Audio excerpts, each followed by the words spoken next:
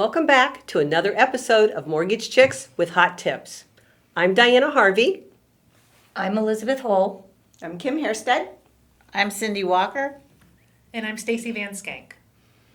Just want to start by reminding everybody you can email us at mortgagechicks@vandykmortgage.com. We'd love to hear from you. We want to hear your questions, comments, and even topics you'd like for us to discuss. Today, we want to jump into what's one of the biggest mistakes homebuyers make. They start looking for a house before they shop for a mortgage.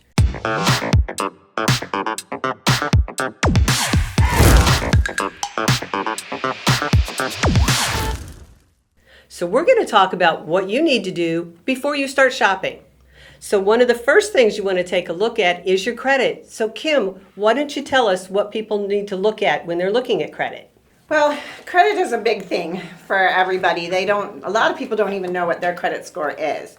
So I encourage everyone to go and get on Credit Karma or go to annualcreditreport.com and find out what your score is and find out what accounts you have. Because sometimes it could be fraudulent. You say, oh, I don't even have a Sears card or whatever. So it's always good to check it. And the government used to let you check it once a year without any penalty. You could check your credit score. Now with COVID, you're allowed to check it as many times as you like. And then with annualcreditreport.com, if you want a score, you can pay individually for the scores. So you're not going to get a score on annualcreditreport.com. But some of the Credit Karma ones will have an actual score as well. Now these scores are going to be different than the mortgage scores that we pull because our scores are based on a different algorithm than the consumer scores because we are looking at different things when people qualify for a mortgage. For example, you're going to want to have 3 lines of credit that have been over 12 months old. And if you don't have those, you can go to Equifax Boost and you can sign up and put your credit or your car payment, your insurance payment, your phone bill, your rent if you're renting from an institution or whatever that has a rental office, and you can put that stuff in to boost your score and give yourself some lines of credit. So there's lots of ways to build your credit, and you need to look at all of that before you start buying a home. So credit monitoring is pretty important because that can help you know where to get started. But then when you find some of those things, Elizabeth, tell us some tips you have on how we can help improve their credit. Absolutely. Well, one of the biggest mistakes that I see where people they think they're being proactive and they get their credit report and they see collections, right? Mm-hmm. So, and anyone would assume that if you have collections on your credit report, paying them off would be a good thing, right? I mean, that's what common sense would tell you. However, in most cases, it can actually drop your credit score by paying off a collection. So, and the reason why that is that those collections are old and some of them may not have been reporting for years. So getting your credit report and then talking to somebody who knows how to read the credit report because they're very confusing. And it took me a couple of years before, I really knew the nuances of a credit report. So, what you think you should be doing to improve your credit may not necessarily always be. One, if you pay off a $5,000 collection, A, it may hurt your credit score, and B, you could have taken that money and used it somewhere else. We may have been able to look at their credit and realize that $5,000 would have been better spent paying down a balance on an existing card rather than a collection. And you may see more bang for your buck as far as your credit score goes, paying down existing rather than dealing with collections. Makes sense. Absolutely. So, it's important that you're aware of where your balances should be. What you've put on the card, what the status of those accounts are.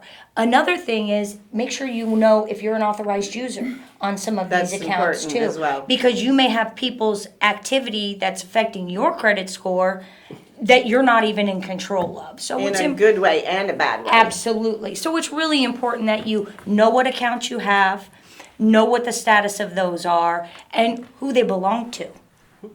And just to comment real briefly on some of these credit monitoring services, they may not use the same credit scores that we use, but all of them know what you're doing that's helping increase your credit score. Absolutely. So that's one of the great things about that. Absolutely. So we've covered a little bit about credit to give people an idea where to get started about credit. Another big factor when you're looking to purchase a house is income. So Cindy, why don't you talk to us a little bit about income? Certainly. I'm going to start off with a 4-letter word in my vocabulary, and that's budget. I don't like the word, but I try to teach this because you need to know where you're comfortable with the monthly payment before you go into this. Because when I pre-qualify someone, I will always ask, you may qualify for $2,800 a month, but where are you comfortable? Like, where do you want your monthly payment to be at monthly? And I want this figure to include your real estate taxes, your homeowner's insurance, and there's private mortgage insurance if you're putting less than 20% down. And if you're looking at condos or townhouses, there's going to be an HOA fee as well. So I want to know where you're comfortable at as far as everything inclusive in your mortgage payment.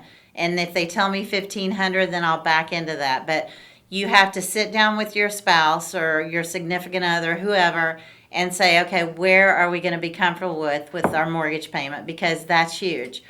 And so as far as income, we go off of your gross monthly income. A lot of people think that we're going off of after taxes, and no, we actually go off of your before taxes figure. For self-employed people, we do go off of your net income off of your Schedule C if you're a sole proprietor, or your net income off of your business tax return. So we always ask for your most recent 2 years tax returns. So it's huge that you file your tax returns, on time before you apply, preferably, so that we can make sure those returns are with IRS. We can request your tax transcripts. And if you have any liability due to IRS, we have to show that you've paid that tax liability. So those are things that you have to keep in the back of your mind if you're filing around tax season. We want to see your most recent tax returns because in most cases that's going to give you credit for more income the most recent year. Sometimes we'll get by with only counting 1 year tax returns, but it's best to go in knowing 2 years is going to be the average, what we need for your tax returns on self-employed. For salaried borrowers, we go by W-2s. And we can give you credit for overtime earnings if you have a history of receiving them, bonus income, commission income. That's why I always ask my borrowers for their pay stubs and their W-2s up front, because I want to give you credit for additional earnings that you might not be thinking that you get credit for to enable you to qualify for the mortgage amount that you're comfortable with. So that takes care of the income aspect of it. Resume. That's another important thing. We verify your employment history for the most 2 years recent activity.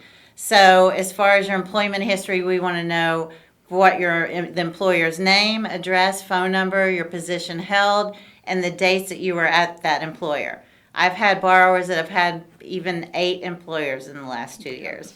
And I get oh gosh, I'm not sure what the dates were. I'm thinking it was maybe July to September, and it's totally different. But if you can just guesstimate as close as you can, and if you can put that in writing before you talk to a loan officer, that's awesome, because we're going to ask you contact information, dates that you were there, and we have to go back the most recent 2 year period. And if there's any gaps, we have to get a brief letter of explanation from you as to why you had an employment gap if it's longer than a month. So just food for thought on what we're looking at.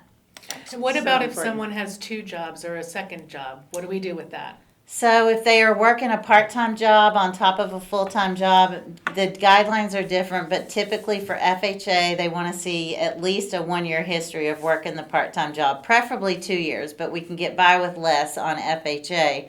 With conventional, if they're working a second job, they want to see usually a 2 year history of working 2 jobs. Mm-hmm. Cindy, what if you're retired? Then it's a little easier. Ooh. Then we're only going to ask for a Social Security awards letter and pension awards letter, and we're going to want to use that income and make sure that it's going to continue for at least 3 years.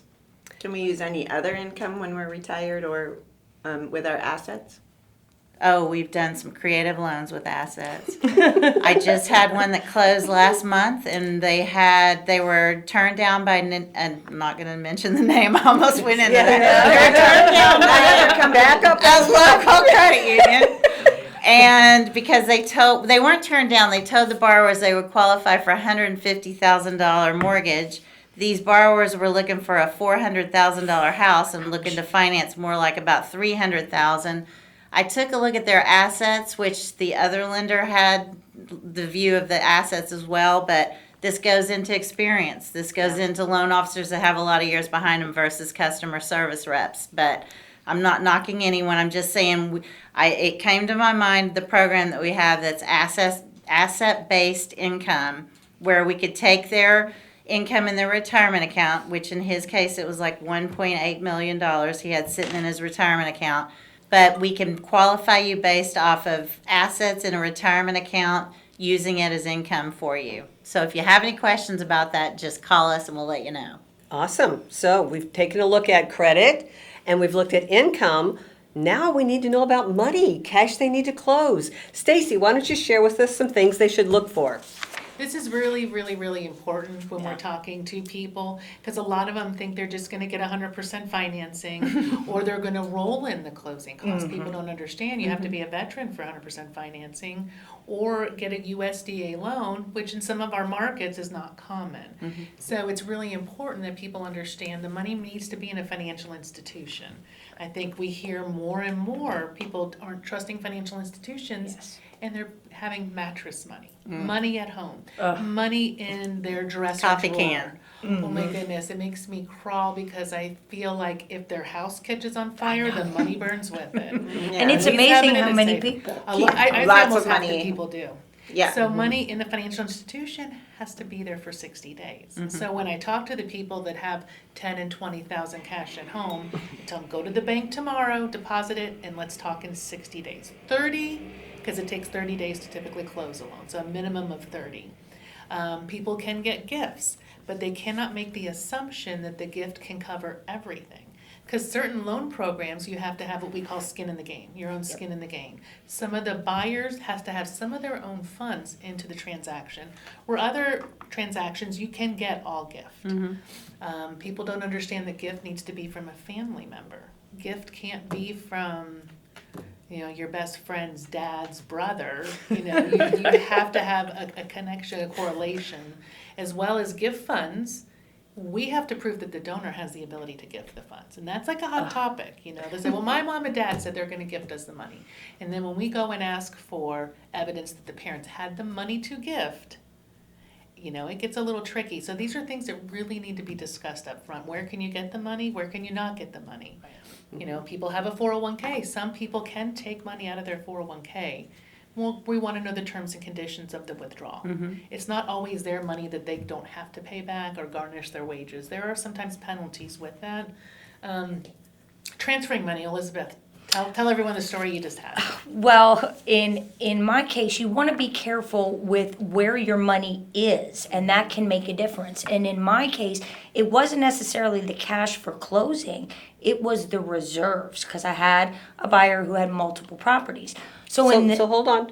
Yes. What is reserves? Reserves are funds that are required to show that are liquid in an account that if something were to happen to the buyer, they have at least, sometimes it's 3 months, sometimes it's 6 months. It depends on the whole picture, but in some cases, they do need to have 6 months worth of mortgage payments in reserves. So it's important that you're not moving monies around. And a specific example is I had a gentleman who we needed $70,000 in reserves, and he took his money from an IRA, which is liquid money, and he took that money and put it into an annuity account. Now, what an annuity account does, it's still money, but it's income, because it's structured. He structured that money to be distributed to him at X amount of dollars per month. So what that meant is it was no longer liquid and I couldn't use it for reserves. So we actually were 3 days outside of closing and had to scramble for $70,000 because he moved his money from one account to another. That's a lot of money to scramble about. Oh, Yeah. Thank God for family in this case. Wealthy And gift family. funds, Yeah. we had to prove them. Oh, Yes, my we God. did. Or people, when we'll get someone's bank statement, we look at the deposits. We're looking at large deposits. We're doing so because we're making sure they did not go and acquire a new debt that isn't on the credit report. They went and got a personal loan. Well, Or has that a they didn't monthly took that payment. money out of that can and gave it to their mom so she could put it in the account and then it goes here. Yeah, and then you cannot source that large deposit. Or did someone get a cash advance on their credit card? Now you've got a new monthly payment on your credit card. So we ask for all the deposits. So it's not a good idea to transfer money back and forth between accounts. It's not a good idea to have a whole bunch of deposits. And it is a great idea to keep a paper trail. I mean, some people, I sold my boat. That's sold what I my was gonna say. motorcycle. If Yeah. you sell an asset, keep a paper trail, because Yeah. we're gonna need proof of that. Bill of sale, we also have to verify what the value of the item was. You can say you sold your bike for $10,000, but if it's a bicycle, it's different. Yeah, Yes. we're talking Harley. So paper trail is always important. And there's down payment assistance. A lot of people assume they can get county down payment assistance. Well, a couple of things. County down payment assistance, they are credit score driven and they are income driven. So people make the assumption, I'll just go to the county and get it, and counties run out. And Yeah. we have bond loan programs here at VanDyk that a lot of other lenders don't have. There is a way, but it's not as easy as people think to get down payment assistance. So Absolutely. don't make that assumption that you are gonna qualify for it. So just a couple of things about down payment. I could go on and on and on, but it's just it's a hot topic in our business and it's Yes. important that people really understand. We're constantly trying to track down funds, large deposits, all the time. All the time. And it can kill a deal if you Easy. can't track the money. So, Yeah. pick up the phone. Again, working with professionals like us at the table, we can guide you on how to move that money if you have to. Yes. So we've talked about credit. One of the other things that kind of comes up with credit is tax liens, federal income tax liens. And one of the things that happens, unfortunately, several people have been in that situation where they have income tax liens, and that comes up as well. Keep a good paper trail. As long as you are making payments on that, most of the time we can go ahead and get you a loan, but you do have to have a good paper trail. Another thing is, don't open any new accounts. Don't do that. Oh, no, I had one last week. It was really bad. 3 Yeah. days before closing, we did what we call a credit check before they closed, and she'd opened a new Google account after we'd paid off all her credit cards so she could qualify. Well, and people even do that before they buy. They think, oh, well, I'm pre-qualified. Yeah. Oh, but I really, really want this couch and Another thing is, don't change jobs and especially don't change the way you're paid. Was working with a lady who worked in the healthcare industry, and she called me and she said, I am so excited. I'm working for the same company, but now I'm 1099 and I'm making a lot more money. Oh, that just put her in self-employed. So there's a lot of little things to take into consideration when looking at pre-qualifying. We've discussed credit, we've discussed income, and we've discussed cash to close. All very, very important factors that need to be considered. And basically, the idea is to call us initially so that we can help walk you through what's most important and set you on the right track. And if you've been pre-approved through another lender and they've told you no, don't be afraid to ask for a second opinion. Both Stacey and Amen. Cindy gave you an example of the experience that we have in understanding that there are other ways to get things done. So looking for tips? Call the Mortgage Chicks.